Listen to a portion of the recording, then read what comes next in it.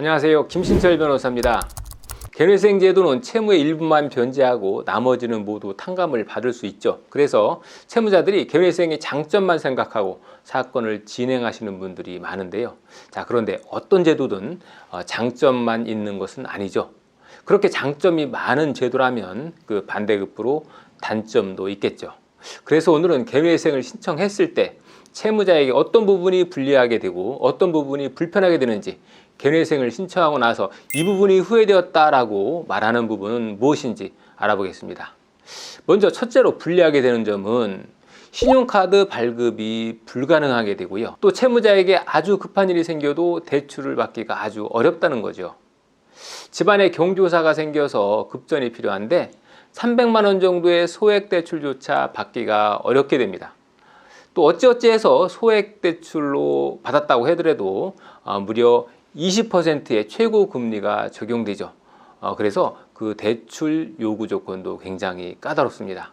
그리고 이렇게 급한 불을 끄기 위해서 고금리 대출을 덜컥 받게 되면 나중에 회생변제금을 내는 것이 부담스러워져서 잘못하면 절차가 통째로 폐지가 될 수도 있죠.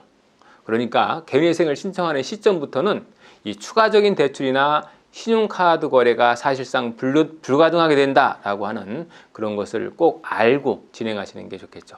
그리고 두 번째로 불리한 점은 서울보증보험의 증권 발행이 거부될 수가 있다는 거죠. 그래서 전세금 보증보험이라든지 또 구직 활동에 제한이 생길 수 있다는 겁니다. 보험회사나 금융회사에 취업하려면 서울보증보험에서 발행하는 보증증권을 요구하는 그런 회사가 많죠. 또 전세보증금 반환 채권을 담보하기 위해서 보험에 드는 경우도 많은데 이 경우에도 서울보증보험의 증권이 필요한 경우가 있다는 겁니다. 그런데 이때 채무자가 개회생을 신청한 상태다라고 하면 서울보증보험에서는 증권 발행을 거부할 수 있다는 거죠.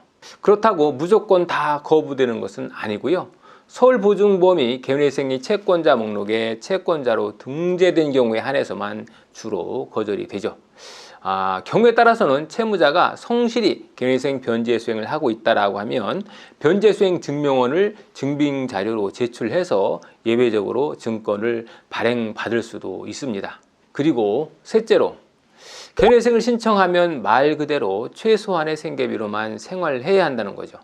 다들 각오는 하셨겠지만 실제로 이걸 진행하다 보면 이게 본인이 예상했던 것보다 더 훨씬 빠듯할 수가 있는데요.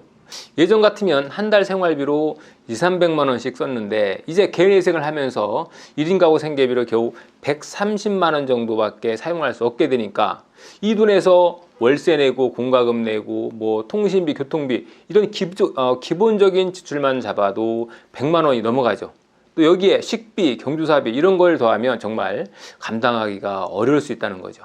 그런데도 불구하고 생활비를 늘려 쓰고 변제금을 미납시키면 결국에는 회생 절차가 폐지되고 면책도 받지 못하게 되죠.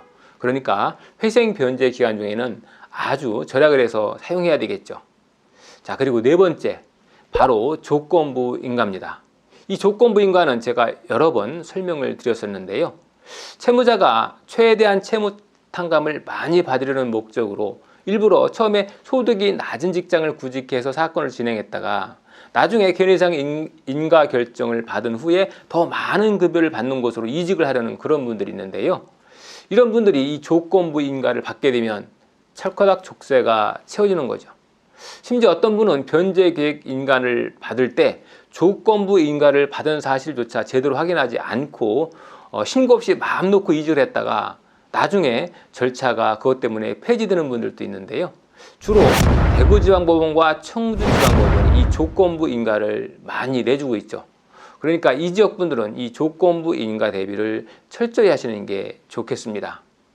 개회생을 신청하면 이렇게 불편해지는 점들이 발생할 수 있는데요. 이런 단점들을 미리 알고 대비하신다면 조금 더 선명하게 사건을 진행하실 수 있습니다. 참고로 개회생 변제 기간이 다 끝나서 나중에 면책을 받게 되면 앞서 말씀드렸던 그런 단점들은 신용등급이 상향되면서 대부분 해소가 되겠죠. 그러니까 힘들어도 조금만 더 참고 면책까지 받으셔야 되겠죠.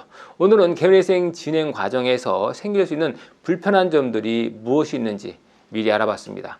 김신철 변호사였습니다. 감사합니다.